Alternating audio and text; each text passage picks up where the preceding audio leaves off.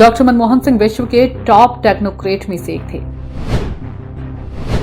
पूर्व प्रधानमंत्री मनमोहन सिंह के निधन से देश स्तब्ध। भारत को आर्थिक संकट से उबारने में मनमोहन सिंह का योगदान अतुलनीय। 15 साल की आयु में सिख शरणार्थी के रूप में भारत आए मनमोहन सिंह और ऊंचाइयों को छुआ। नमस्कार, आप देख रहे हैं सत्ता की परख।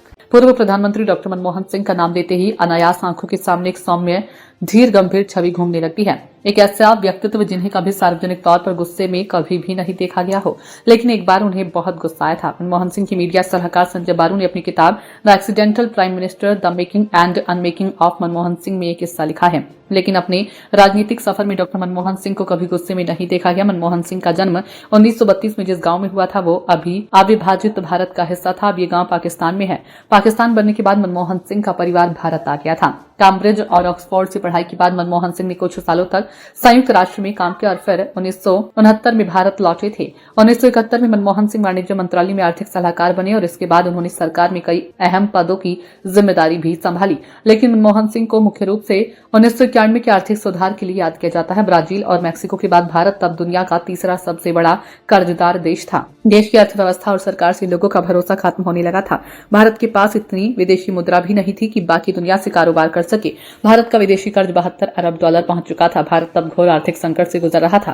विदेशी मुद्रा भंडार खाली हो गया था। भारत को तब अंतर्राष्ट्रीय मुद्रा कोष यानी IMF में सोना गिरवी रखना पड़ा था। भारत की मुद्रा भंडार 1 अरब डॉलर से भी कम बची थी।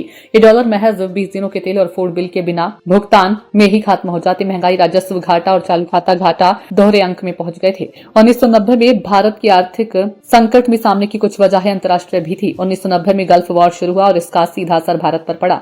वैश्विक स्तर पर तेल की कीमतें बढ़ गई और इसकी चपेट में भारत भी आ गया।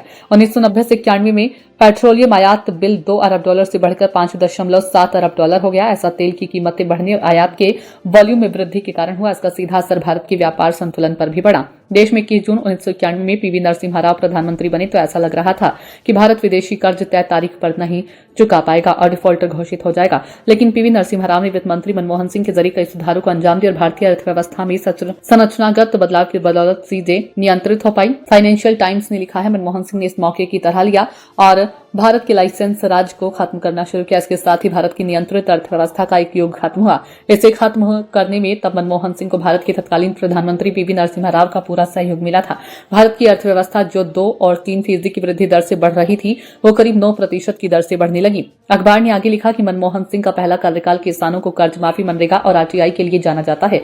लेकिन इसी कार्यकाल में मनमोहन सिंह ने अमेरिका से संबंधों को नया आयाम दिया। इससे पहले अमेरिका ने भारत पर परमाणु प्रशिक्षण के कारण कई तरह के प्रतिबंध लगा रखे थे। अमेरिका से परमाणु करार के लिए मनमोहन सिंह ने 2008 में अपनी सरकार को दांव पर लगा दिया था। इस करार को अंजाम देकर मनमोहन सिंह शीत युद्ध के दौर से दोनों देशों के बीच चले आ रहे अविश्वास को खत्म किया था। अखबार आगे लिखता है कि 1991 से 1996 तक वित्त मंत्री के रूप में मनमोहन सिंह ने राजनीतिक इच्छा शक्ति दिखाते हुए भारतीय अर्थव्यवस्था को दशकों के अलगाव और ठहराव को दूर करने के लिए कई अहम फैसले भी किए थे। मनमोहन सिंह ने अंतर्राष्ट्रीय व्यापार और निजी निवेश के लिए भारतीय अर्थव्यवस्था का दरवाजा खोला था। अमेरिकी मीडिया आउटलेट ब्लूमबर्ग ने लिखा है कि मनमोहन सिंह की व्यक्तिगत कहानी लोगों को आत्मविश्वास से भर देती है। 15 साल का सिख शरणार्थी लड़का जिसका परिवार को 1947 में भारत के विभाजन के बाद अपना घर बार छोड़ना पड़ा, बाद में यही लड़का ऑक्सफोर्ड और कैम्ब्रिज में पढ़ने जाता है और टॉप का टेक्नोक्रेट बनता है। ब्लूमबर्ग ने लिखा है, मनमोहन सिंह हमें आश्वस्त करने में कामयाब रहे कि समाजवादी व्यवस्था के बाद बाजार उन्मुख अर्थव्यवस्था में हमें अपने सपनों का पीछा कर सकते हैं। शिक्षा और कड़ी मेहनत के जरिए हमारी जिंदगी और माता पिता की जिंदगी से बेहतर हो सकती है।